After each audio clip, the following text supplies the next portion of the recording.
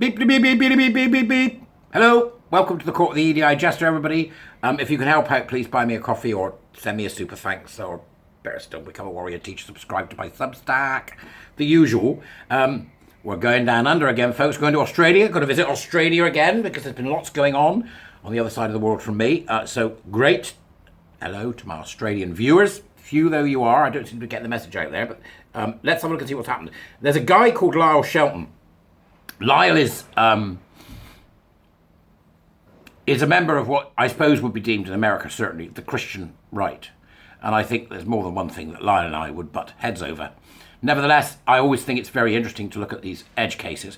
In this case, a case of being sued in the courts in Australia, as they do provide us with the sort of knife's edge of the lawful situation in whichever country that particular case is arising. So Australia today, folks, and I want to talk to you about this. It's Lyle Shelton has written this himself, and he was in fact the individual that was involved in the illegal imbroglio, right? Okay, so win, this is what the headline is, win for freedom, children freedom as drag queen's legal complaint is dismissed. Posted by Lyle himself on the August the 19th, 2023, a legal battle ends, but the war is far from over. Freedom to speak to protect children from the harms of the LGBTQA, they've got an A on it, plus political movement's drag queen storytime agenda has been upheld in a landmark legal victory. Now this is particularly interesting. So it's been upheld. Be able to speak about the dangers of it has been upheld. That's important in Australia. Okay, that's really important. I don't know whether it sets precedent. I don't understand the Australian legal system. News broke in the mainstream media last night that the Queensland Civil and Administrative Tribunal has dismissed a vilification complaint brought by two alphabet soup drag queens against me. In January 2020, not me, against Lyle, right? In January 2020, I blogged in a response to a drag queen storytime event at a Brisbane City Council library. Now, we know these drag queen events are going on all over the place. Lyle objected and said, I wrote that the two LGBT drag queens were dangerous role models for children. A few months later, I was sued for allegedly committing vilification or hate speech under Queensland's Anti-Discrimination Act. This is why hate speech should not exist. This is why the concept shouldn't exist. Drag queens Johnny Valkyrie, a woman presenting as a man, and Dwayne Hill, a proud recipient of an award from the porn trade, had demanded I pay them $20,000, make a public apology, delete 5 blog posts that shone a spotlight on the invasion of the lives of young children by drag queens who are highly sexualized and promote harmful gender fluid ideology, and never criticize them again. So it was a list of demands that came from these two people purporting to be drag queens. They're not. The media's calling them drag queens. If you look at RuPaul, they call them drag queens. The truth of the matter is they're not. I've said it 100 times and I'll say it again until people bloody listen. It's queer performativity. They are queer performers, not the same. Okay? What then happened was that Lyle, there's a kind of mediation went on here. I was compelled under the threat of fines to attend 2 mediations. Each time I politically declined to accede to their demands, resulting in a 3-day trial in QCAT, which is the tribunal, last November. I was defended by Tony Morris Casey and Simon Fisher, who were instructed by the Human Rights Law Alliance, a not-for-profit law firm specialising in protecting freedom of religion and speech. The drag queens were defended by the LGBTI legal service, which is subsidised to the tune of hundreds of thousands of dollars from the Queensland's taxpayer.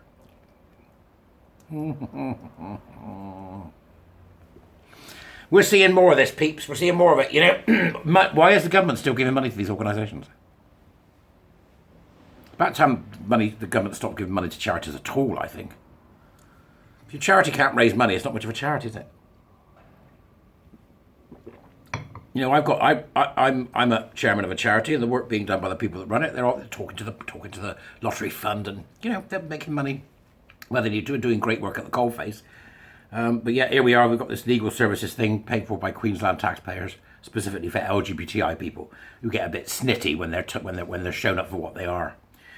In last week's written decision, QCAT, which is the name of the tribunal, member Jeremy Gordon said that Lyle had acted honestly and in good faith in my public commentary about drag queen storytime, and that I had not incited hatred or ridicule, nor had I vilified Valkyria Hill because of their gender identity or sexuality.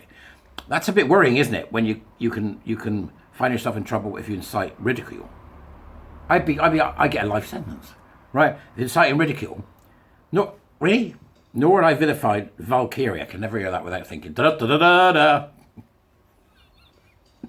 Ride of the Valkyrie. Can you imagine? Because of their gender identity. Right. So this is a big win for the freedom to speak publicly and boldly for the protection of little children from early sexualization and indoctrination into harmful gender-fluid concepts promoted by LGBTQ+ people, activists and many politicians. Right, while this is a great victory, Australians are still vulnerable to being sued in the way I was. I'm down with this. We need to get rid of speech laws. They need to go. They don't need to exist. They need to go. Incitement to violence, libel and slander. That's it. I will continue, he says, to campaign for change to Australia's flawed regime of anti-discrimination and so-called anti-vilification laws. No Australian should ever be dragged through a 3-year legal process, costing hundreds of thousands of dollars for engaging in important public debate about the welfare of children. In a free society, debate should be met with debate, not taxpayer-funded legal action designed to silence and punish a fellow citizen. I am indebted, and then he thanks Tony Morris and his King's Counsel, I don't know, and Barrister Simon Fisher, who represented me at the trial, which with much of that assistance being provided on a pro bono basis. I'm incredibly grateful to the 1,293 people who donated $208,282 online over the past 3 years to fund the bulk of my legal defence. Without your support and prayers and the professionalism of my legal team, I would not have had a hope. Most Australians will be shocked to know that the price of freedom of speech is north of $200,000. And that's going to finish your average man and woman. That acts as an exclusion. I can't speak because I haven't got 200 grand. See that? See it? That's why hate speech got to go. And it will then cost you 3 years of your life and force you to be the subject of hours of cross-examination by a senior counsel in a public trial. This is not the Australia I grew up in. To quote US protest singer Oliver Anthony's Rich Men North of Richmond, it's a damn shame what the world's gotten to. While my legal nightmare is over, it is not for several other Australians. LGBTI alphabet activists must now drop all anti-free speech legal action against and persecution of people like binary spokesperson Kirali Smith, Hobart City Councillor Louise Elliott, Woman's App founder Sal Grover, expelled Liberal Maura Deeming, is it Deeming or Deming? I think it's Deeming. Let Women Speak organiser Angie Jones, academic Holly Lawford Smith, stood down children's psychologist Dr. Gillian Spencer, former Liberal candidate Catherine Deeves, and sacked Australian Breastfeeding Association councillor Jasmine Sussex. The consequences of the degendering of marriage in laws since 2017 have been profound, emboldening activists to make use of flawed laws. Politicians must act now to protect what most Australians thought they could take for granted, the freedom to speak freely about gender, women, girls and children's rights. Many people have asked now that I have won if I would be awarded costs. Sadly, no. QCAT is a no-cost jurisdiction. There is no way I can recover my donors' money and refund them. That shouldn't be a thing. That shouldn't be a thing. Anti-discrimination and anti-vilification laws favour those bringing the complaint, with taxpayer-subsidised legal help available to the activists, alphabet soup activists. Mainstream Australians are on the back foot. One more thing, in his judgment, Member Gordon said I had made some incorrect statements about Hill.